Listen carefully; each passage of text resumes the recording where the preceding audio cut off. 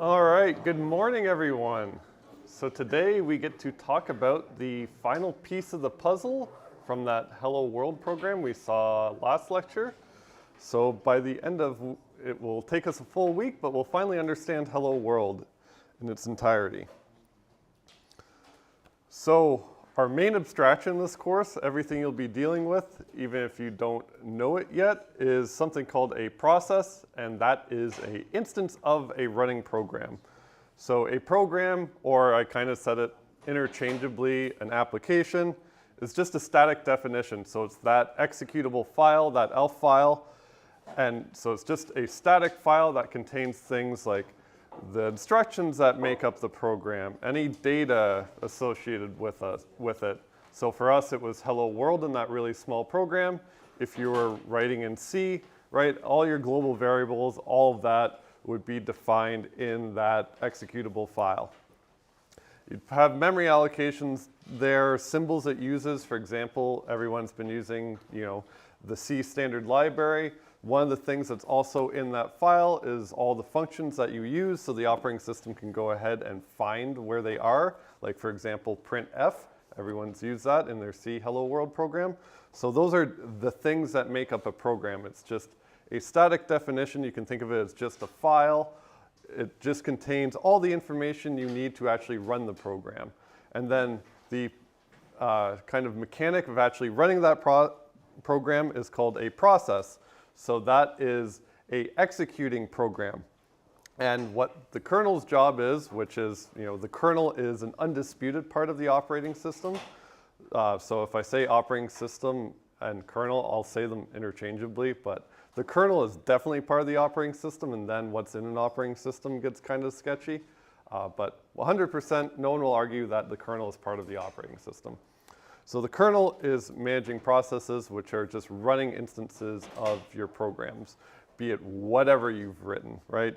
Including all the lab 1 stuff. So you can think of a process as a combination of all the virtual resources that will be continually building up, but it's kind of what represents everything and what we'll be dealing with. So our easiest abstraction is like the virtual CPU. So the kernel or the operating system would at least need to track all the registers, like the program counter, and any other active registers, but the program counter is probably the most obvious one. So it also contains a bunch of other information. It contains all the resources it can access, so different memory addresses it can access, and then if you try and access something you're not allowed to access, that is a seg fault that we all know very well by now. It also tracks other things like I/O, so files you have open, if you have network resources open, it's all tracked at a process level, so it's keeping track of everything you need to actually execute a program. So every execution runs the same code, right? You can have multiple executions of the same program all running at the same time, managed by the kernel, but an execution itself, so the process is running some specific piece of code at any given time. So like the program counter is at a certain spot in the instructions, and if you have 2 processes running the same program, the program counter can be at different places in each of those programs.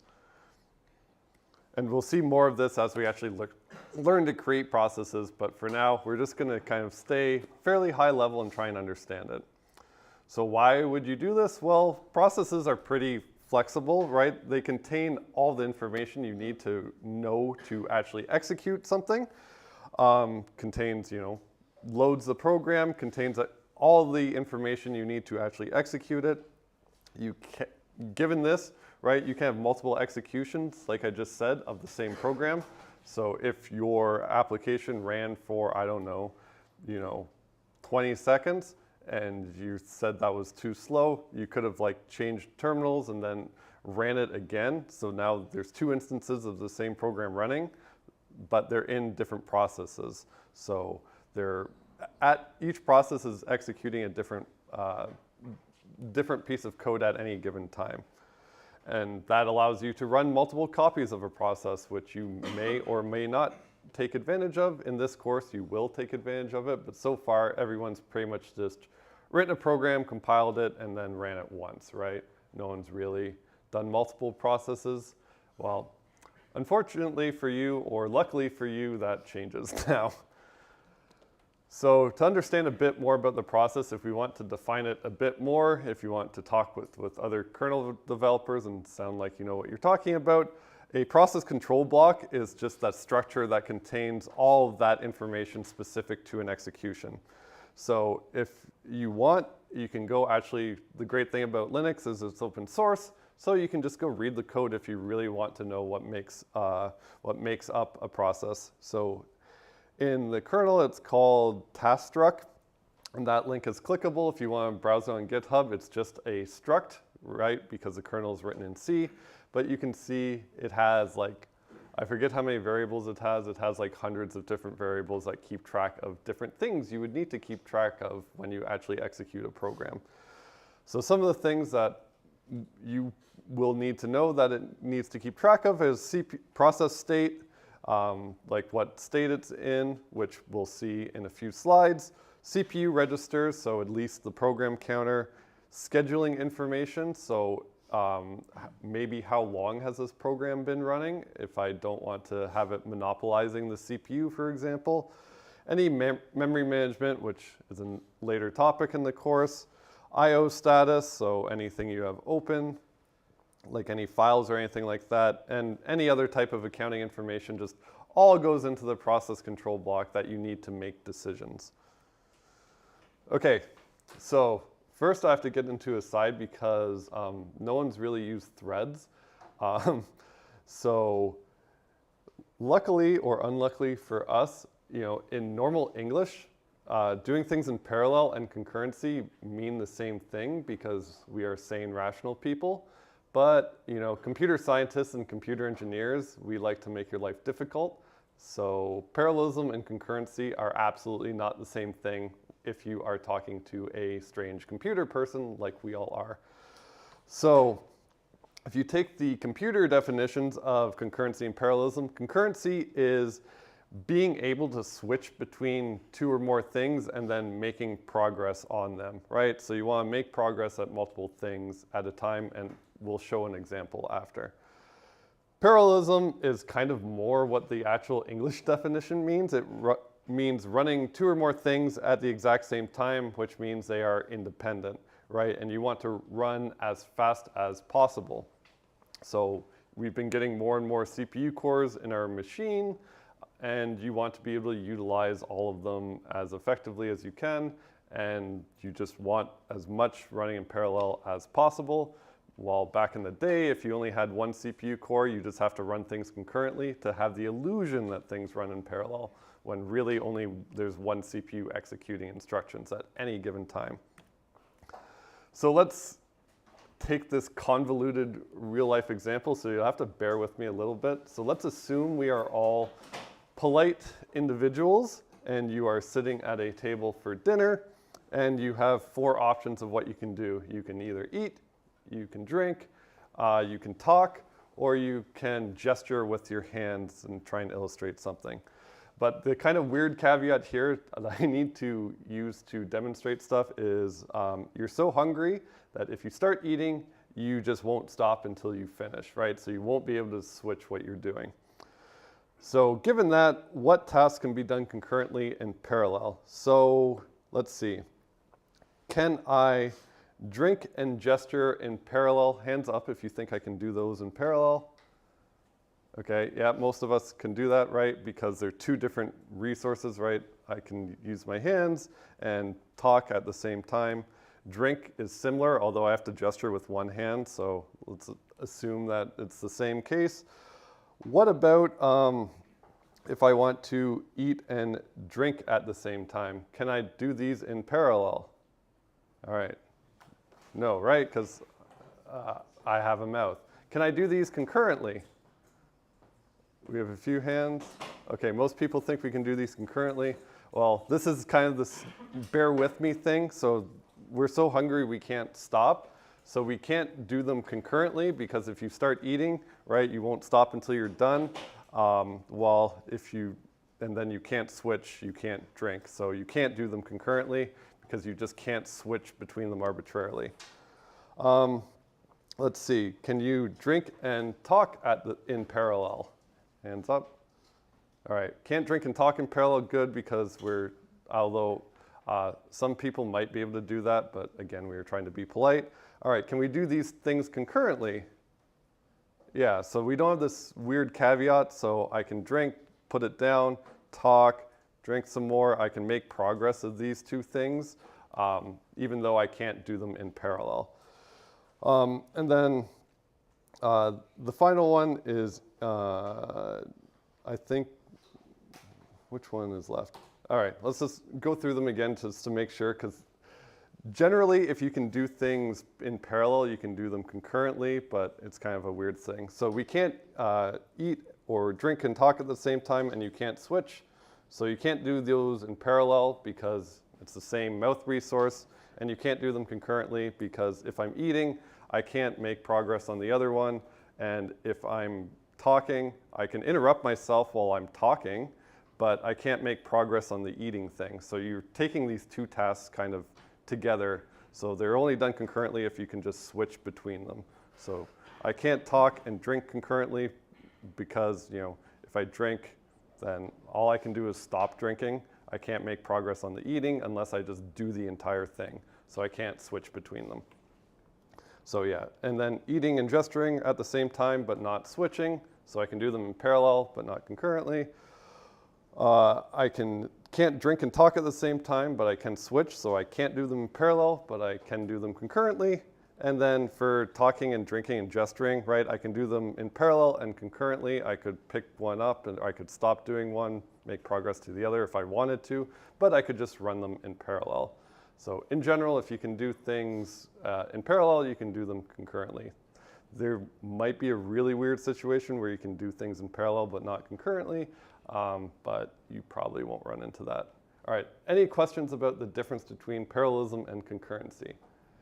Because when it comes to threading, this will be a major issue, and this topic is actually the source of many, many bugs in the Linux kernel. So most of the bugs that have been sitting there for like 7 years is because someone screwed this up. So, and unlucky for you, you will also have to debug things like that because you will have to be writing this type of code. But today we will save you. Yeah? So in this example, like our mouth is like one CPU that can only do one thing at a time. Yeah. Yeah, you can kind of think you have two resources, a mouth and your hands, yeah. Okay, so we have to take because this is operating system course, we can kind of go back in history a bit. So back in the old days, right, I get to age myself now and finally feel old. Who here has used DOS? All right, one guy. No, yeah. So DOS back in the day was like one of the first operating systems you could use on your machine. It had like a little floppy disk you put it in, that's your operating system. And so that operating system, being one of the first ones, was something called a Uniprogramming one. So it only ran one process at a time. So you couldn't do anything in parallel and you couldn't do anything concurrently. You just ran one process until it finished, and then you could switch and do a different one. So you can't do them in parallel, especially back in the day, right? They only had one CPU, and you can't even do it concurrently. I can't switch. I have to wait until my program is done. So, so two people definitely can't use it at the same time. So what we have now is called a multi-programming system. Right? It allows multiple processes, and that means that any two processes could run in parallel or concurrently, depending on the hardware, and the kernel would have to support this. So if you only have one CPU, right, you can't run anything in parallel, you only have one CPU, you'd have to run everything concurrently. But if you have, 8 CPU cores, you can run things in parallel.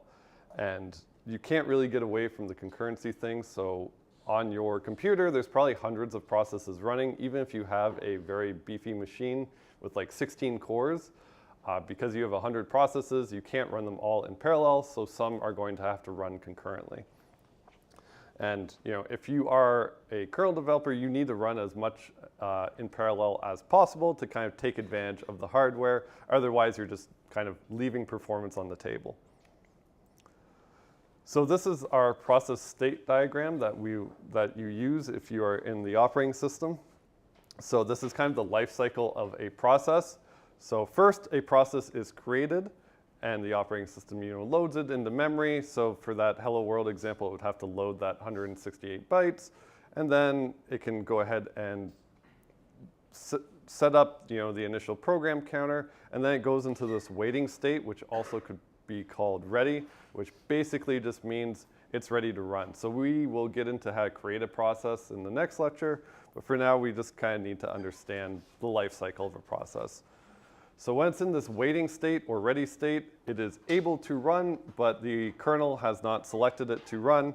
And then the majority of the life of a process is just going to be pinging back and forth between running and waiting. So you are the kernel, you get to decide what processes run when. So so there'll be a bunch of processes able to run kind of in this waiting queue. You will pick one, which is the job of the scheduler, which is another lecture. And then you will run it for an unspecified amount of time, and then you will put it back to waiting. And then in some cases, while it's running, it might go to this block state, which basically just means it's requesting some resources, or like it's reading from a file or something that is slow, and it needs to wait to complete to be able to run again. So if you're running a program, you're requesting a file, right? And it has to read it from disks. Disks are way slower than CPUs. So it will go into this block state where it can't make any progress anymore until the kernel goes ahead and reads that whole file in, or whatever it needs to do. Oops. And then after it reads the whole file in, it would go back in this waiting state where it can go ahead and run again. And then at some point, it will go from the running state and go to that terminated state. And that's when it would do that system call for exiting or exit group. So the exit group call transitions you from running to terminated, and then that process is dead now, and it's done. Yep. Can we think of waiting as if it's a queue and blocked as if it's outside of the queue? Yeah, or you can think of, yeah, pretty much. So waiting you can think of a queue of everything that wants to run, and then we'll get into how to decide that later. But yeah, so the job of deciding what's to run, so basically take out of that queue, is called the scheduler, and that decides when to switch and then what to switch. So when you create a process, right, you have to at least load the entire thing into memory so you can execute it. And then when it's in this waiting state, the scheduler, again coming later, decides when to put it in the running state. But first, before we even get into deciding, we'll just go over the quick mechanics of how you even switch what process is running at one particular time. So this is the core scheduling loop that changes processes. And again, we're just going to look at the mechanics, but overall, this is what it looks like. So every single kernel, be it Windows, Mac, Linux, whatever, will have this core loop as part of it. Will be executing this core loop. So when it decides it wants to switch, it will pause that currently running process, right? So it will stop executing, and then you have to save its state so you can restore it again later. So at the very least, you would have to, store its program counter and any registers that you're going to clobber after that. Then then from the scheduler, you get whatever the next process is supposed to be running, and then after it selects that process, you just have to restore the state because you put it to sleep, before, or you you saved its state before, so now you have to restore it. So you would load in the new program counter, right? And then you can now let it run, and then this would just keep going on and on and on over and over again. So there's kind of two different approaches for knowing when to actually pause a program. So the first one is called cooperative multitasking, which essentially means that the processes decide when to give up CPU.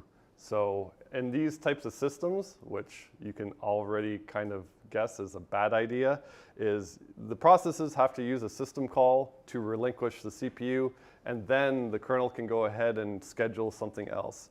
So the obvious disadvantage of this is if you write a program you want to be, run all the time, you just never make that system call until you're done.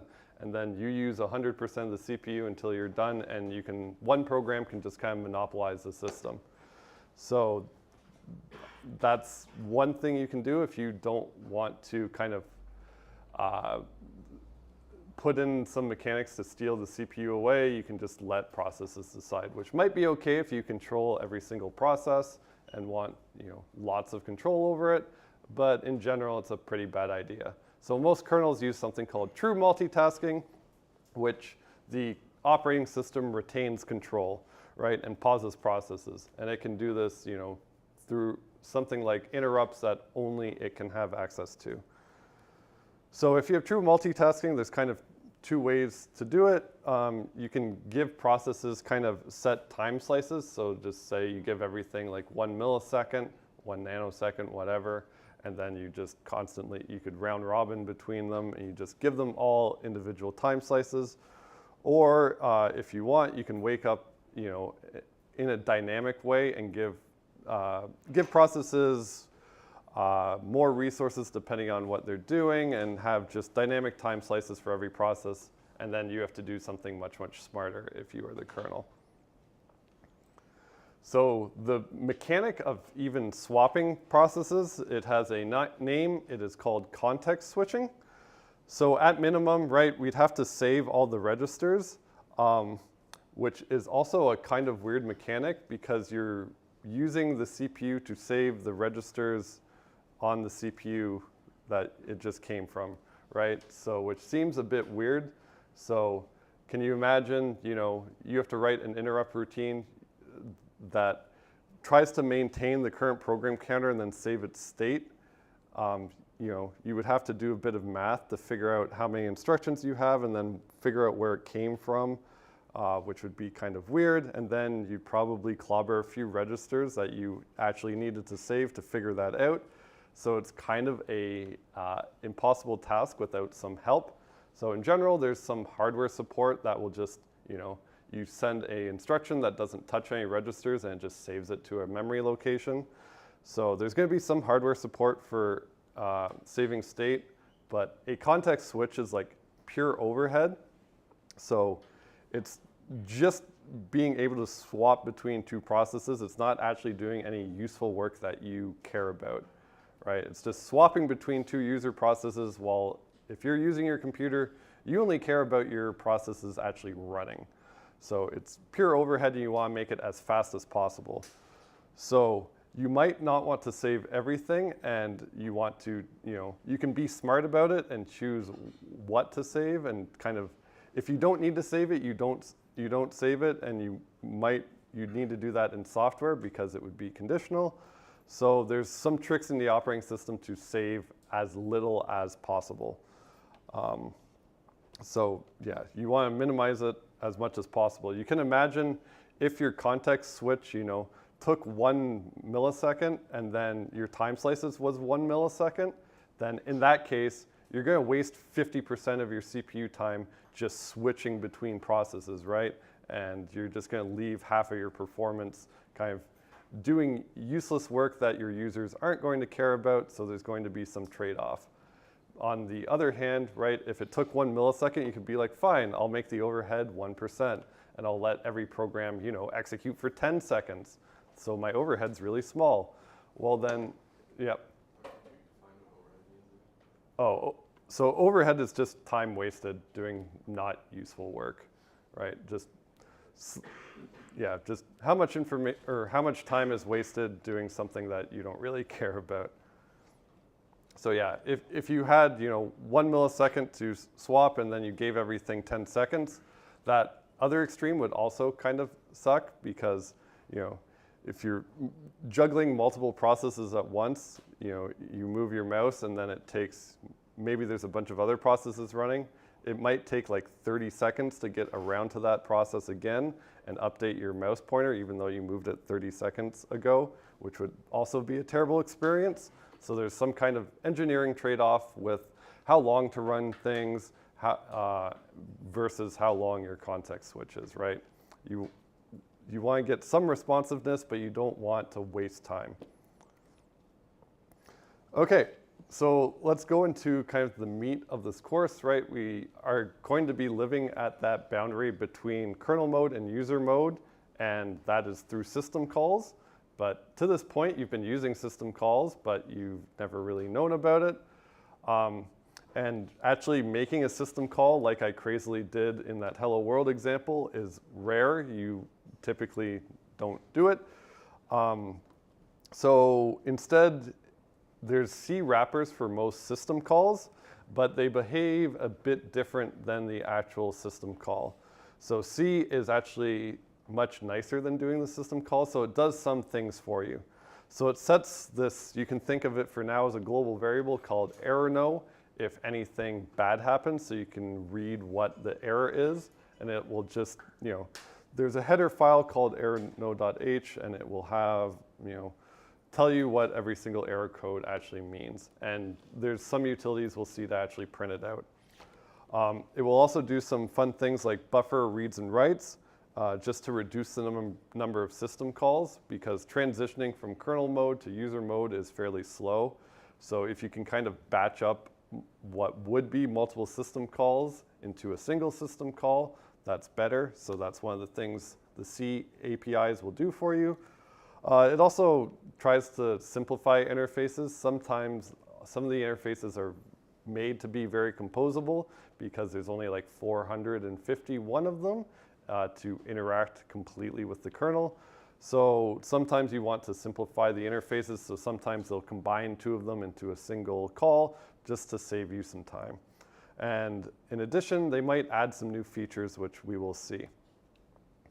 So one of the examples of features you can have is there's an equivalent for exit in C, right? So in the exit group system call will just kill your process straight up, but exit in C will not kill your process straight up. It will give you some niceties.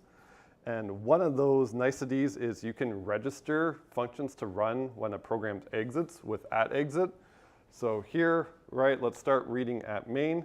You can register a function called fini that will run whenever your program exits. So first thing main does is register that, which should run when it exits, and all that function does is just print a string that just says it's executing that function. And then it should go ahead, print do main, and then return.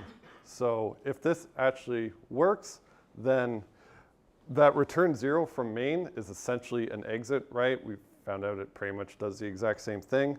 So if I go ahead and run this, so again, this is in the examples directory. If I run it, I should see do main and do fini, right? So I don't explicitly call that fini function. I just register it to happen when it exits, and it goes ahead and happens, right? So any questions about this example? Yeah? I've never seen registering a function before. Is it special in OS system for C? No, this is just C. You can do it. Yeah. Sorry? Yeah, it's kind of like a callback. So it just registers functions to run whenever the program exits. Right? Any more questions about this? Or like, So anyone, if I do that, anyone want to hazard a guess of what it's going to print now? So hands up if it just prints the exact same thing.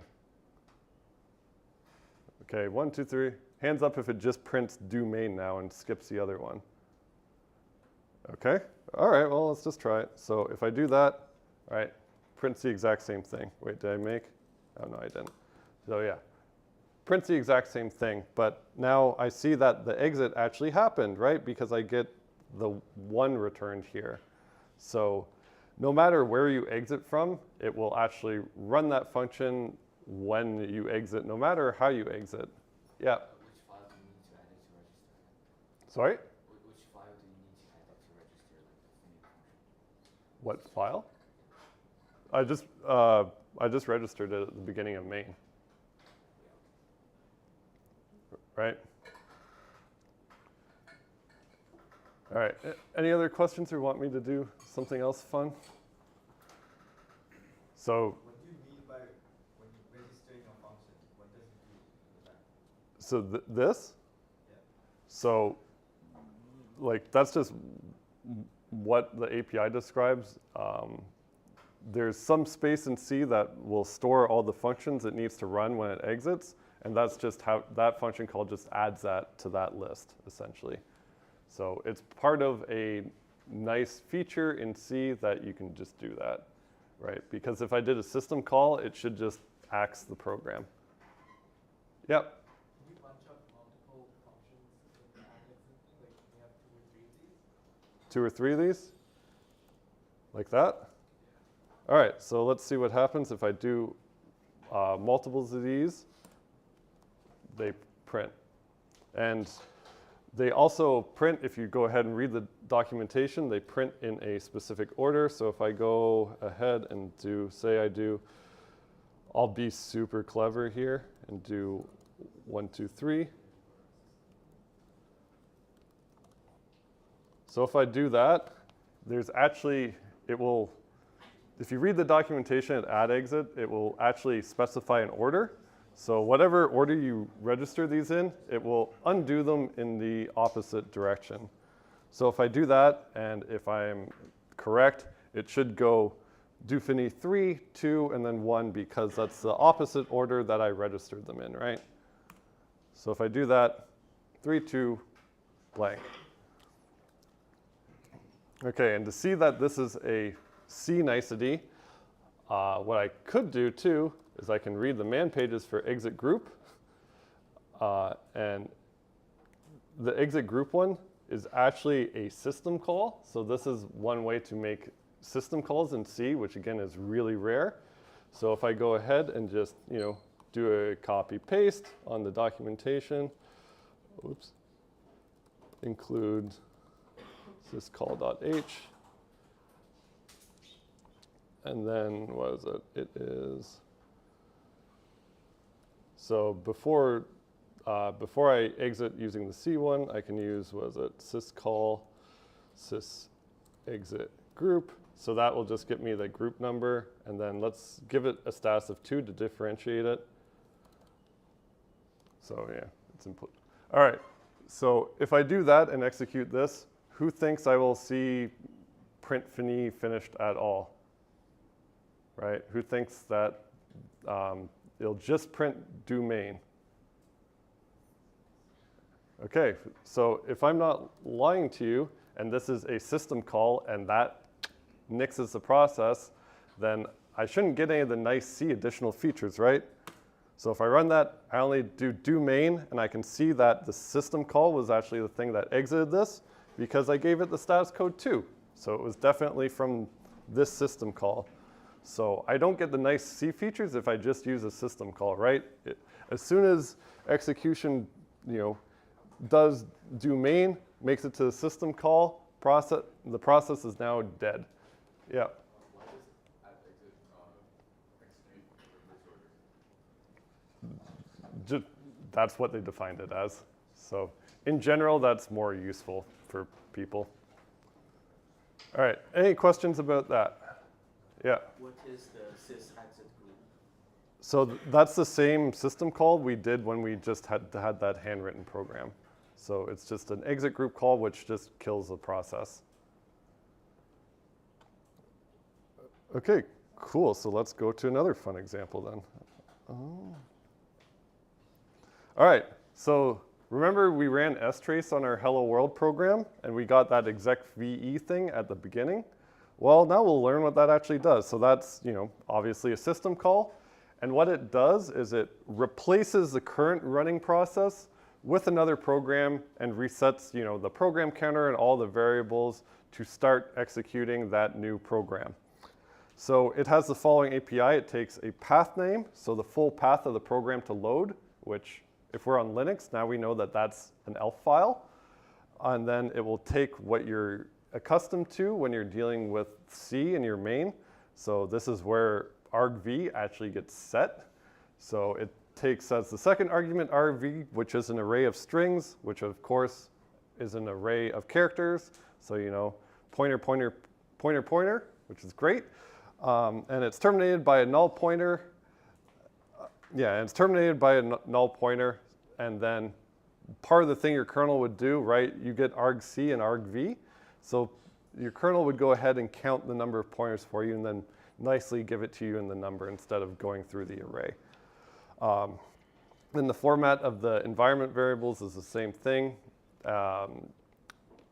Environment variables are just some more data that you can just read whenever without passing them as command line variables. So as you get more into software development, you'll see environment variables getting used more. For now, we can just kind of ignore them. We'll only care about argv. And then this function, it says it only returns an error on failure because if it's successful, it does what it's supposed to do. It replaces the current running process. So the current running process is now, it's not dead, but it's now running something else. And then you can never go back to it because it, you know, just deleted all the information associated with that one. Well, sorry, it doesn't delete all the information associated with it. It just replaced and overwrote all the information. All right, so let's see that example because this is even more fun. So if we look at execve, so first off, I'm in main. I'm going to print f. I'm going to become another process because that's what I said what it does. And then I have a an array of strings. I'll put ls as the first argument because I want to execute ls and then null. And then for the environment, I'll just put null. And then I have to specify the full path of the binary I want. So it's in user bin ls, and then I pass argv and the environment. And then either this call should be successful, and I expect ls to happen instead, or it just returns a -1. Then here I save the error number because part of the C API is it says if there's an error, it will set that number. So I just go ahead and save it here and then called p_error, which will use this message and then print out a human readable version of that error no. And then I return the exec return, which is the error no. So I save the error no here because funnily enough, p_error can also have an error, which would overwrite the other one. So I just want this program to return an error code that corresponds to the first error that actually happened. All right, so can anyone guess what happens when I execute this program? Anyone brave? Yep. Yes, but it should also print the first line too, right? Yeah, so if execve works kind of how I described, it should say, I'm going to become another process, and then go ahead and do whatever ls does. So there we go. And I have a line printed here, right? So if I was truthful, right, it's either going to be successful here, become another process, in which case the process will die when ls dies, right? Because somewhere in ls it's going to call exit, or it's going to have an error here, fall through, and return this. So this line should never, ever, ever execute because it's either successful, it gets transformed, or there's an error and it prints it out.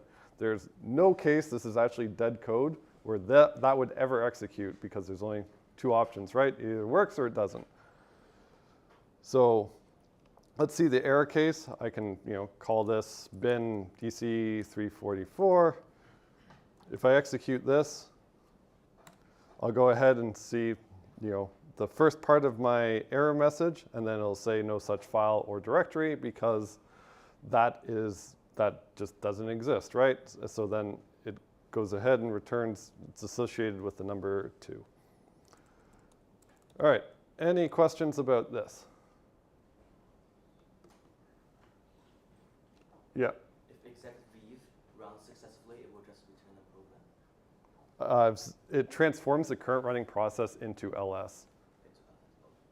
Yeah, into whatever program you have here. Yep. Can you explain again why line 15 will not be printed if the process is success? Yeah, so if this is successful, right, the current running process that's running main is now gone. It got replaced by LS. So now it's, whatever was running main now just got replaced with LS. Yep. Yep. Or no. Yeah. So it just does ls to the system, OS system, but it doesn't run the files within the listed by ls. No, so it runs LS, so it should give us the exact same thing as if we type LS, but in this case it's a bit different, right? If I run the two, whoops, I didn't compile it. It's a bit different, right, than running LS. My LS one has colors, but that's because if I do which LS, oh, it's aliased to ls -- color. So if I want it to match exactly, because it's actually an alias, I could do something like this. I could just add the argument to it when I call execve. So that's what it looks like. So if I go ahead and execute that, whoops, that's the wrong example. Apparently that's an unrecognized option. Oh, color equals, my bad.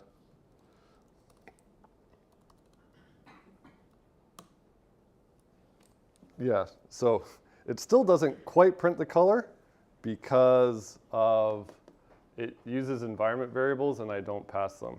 But if you wanted to, if I wanted to do, say I wanted to do ls-l and print everything in a line, right, I would specify that there.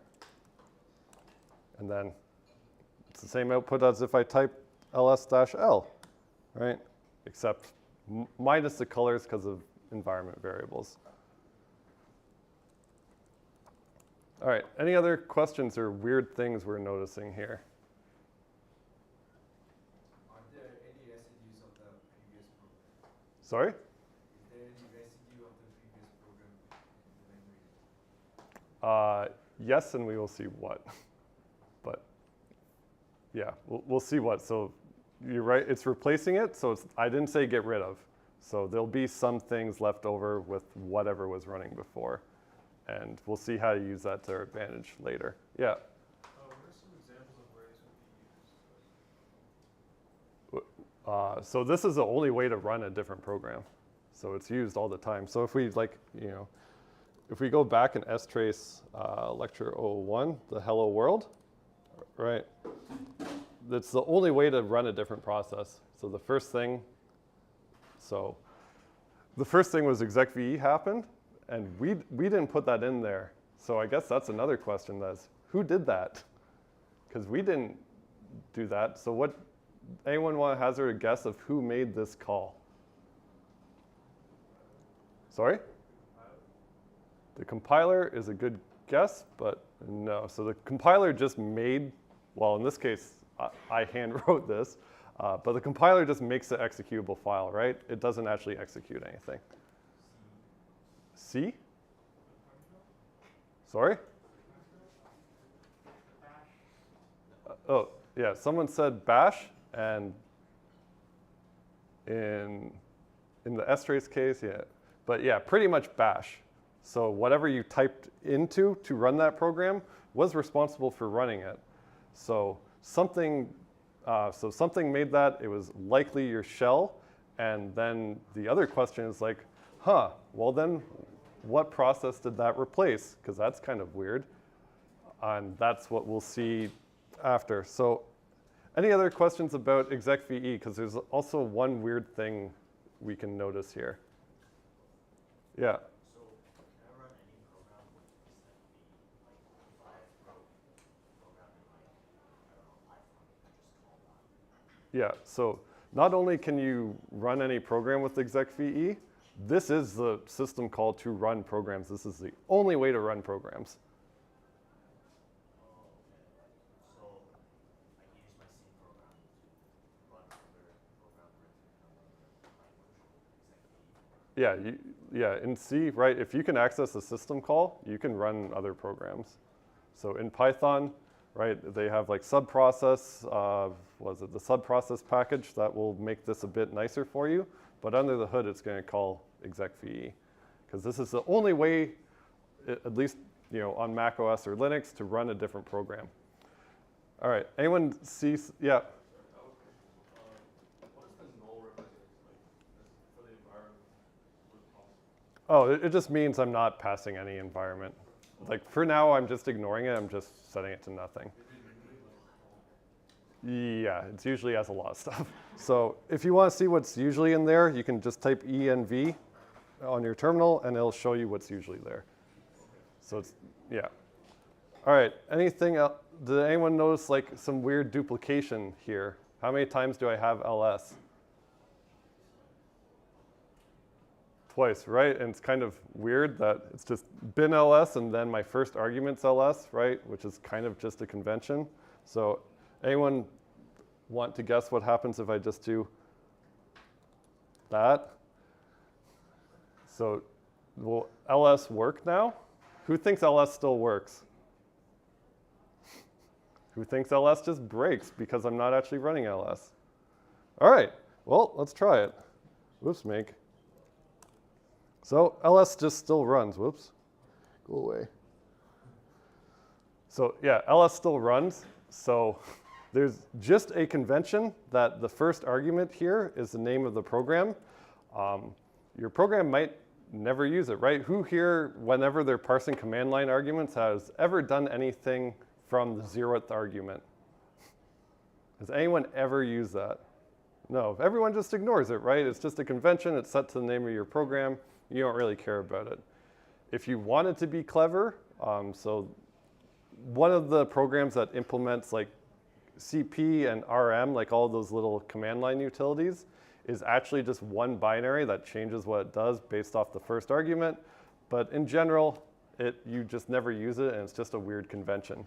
In fact, I could probably just ignore it, right? What happened if I just ignore it and be like, well, that's a stupid convention. Why? I don't need to give you any arguments whatsoever. So if I go ahead and execute this now, which actually, well, let's just execute it. So if we execute that, this is actually a brand new thing that just happened to the kernel. It says, no, you can't do that. So a year ago, if you did this, it would happily let you do that. It happened that no one really thought of that before. No one thought people would be crazy enough just to do system calls with just null as everything. So one of the security executables that controls essentially sudo who has access to what, never checked that the first argument was null, and you could overrun its buffer, and then you could escalate your privilege and get root. So this is why you're not allowed to do it anymore, because someone didn't realize that you could have 0 command line arguments come on, and they just kind of rolled with it. So that's a fun new change that you can do, but so now it won't let you do that, and you kind of have to follow the convention, or just put garbage at the first argument. All right, any other questions? Yeah. So you define your ls function at user -bin-ls. Yeah, so that's just where that executable lives. So if you do, if you go ahead and do like which, I don't know, who, it will tell you generally where that executable is. All right, so let's quickly wrap up then. So that's the job of the operating system. Its job is to create and run processes. We don't know how to create them yet, but we know how to transform, which is part of running processes. So at minimum, it has to load the program into memory, create a process with context that we will learn how to do next lecture, has to maintain those process control blocks, including all the state, registers, open files, things like that. then switch between running processes using the mechanic called a context switch. And then we saw how to replace programs with other processes using that execve, which is the only way to do it in Unix. And we'll kind of see how to compose things and figure out how our shell actually works. So just remember, I'm pulling for you. We're all in this together.